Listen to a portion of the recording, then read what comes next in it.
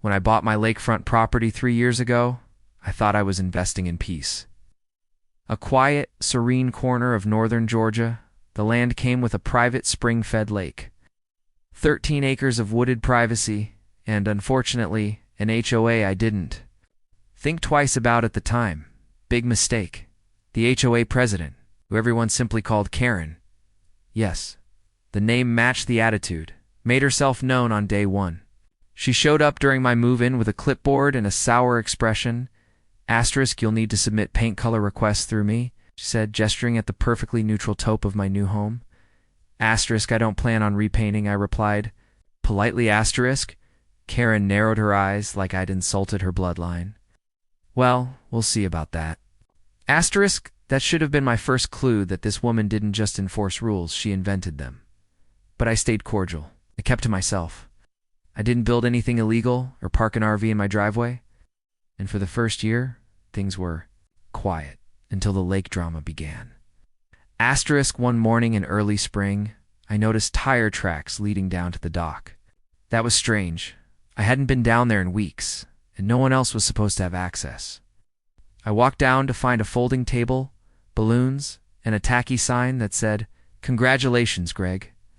Asterisk, standing at the edge of my lake was a man I didn't recognize, tall, balding, shirtless, despite the 60-degree weather, drinking a Michelob Ultra. He waved like we were old friends.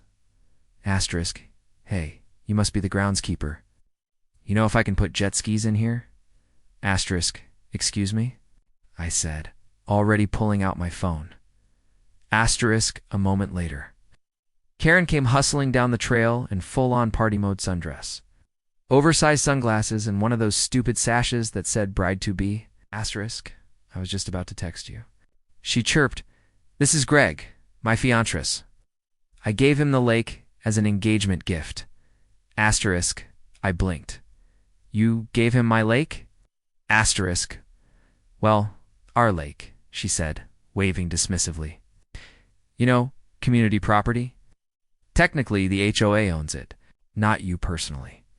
Asterisk, no, I said slowly. I own this land. The lake is on my property. It's private. It's even on the deed. It's not shared. Asterisk, Karen scowled.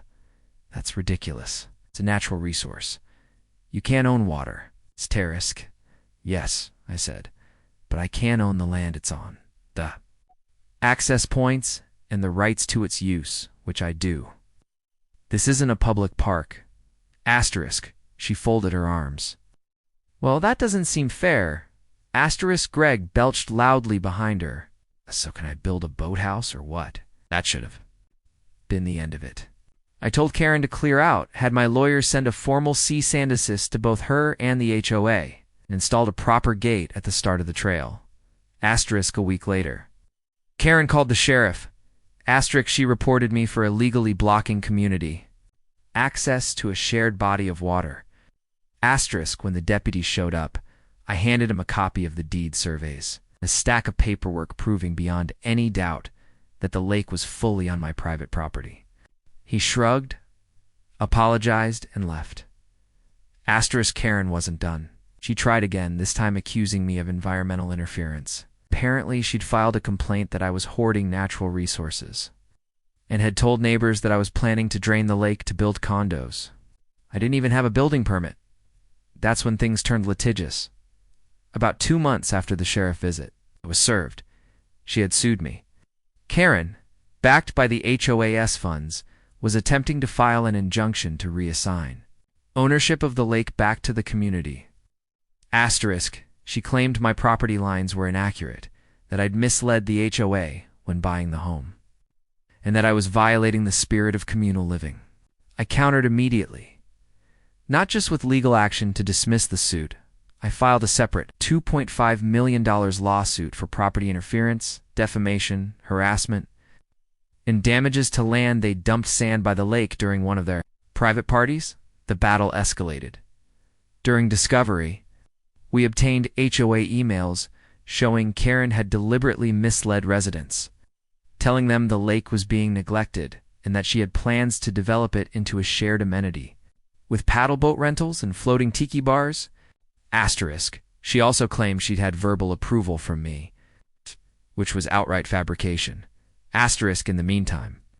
Greg, the shirtless Michelob Ultra guy, trespassed again, this time with a small excavator, trying to dig out a ramp for jet skis. He damaged tree roots, part of my dock, and got his equipment stuck in the mud. Asterisk, he was arrested. Charged with trespassing and property destruction. Asterisk the moment that happened. My lawsuit had teeth. Karen tried to backpedal. The HOA tried to cut her loose, but it was too late. Her name was on the fraudulent documents, her signature on the unauthorized lake access forms sent to a third-party builder. Asterisk, even worse.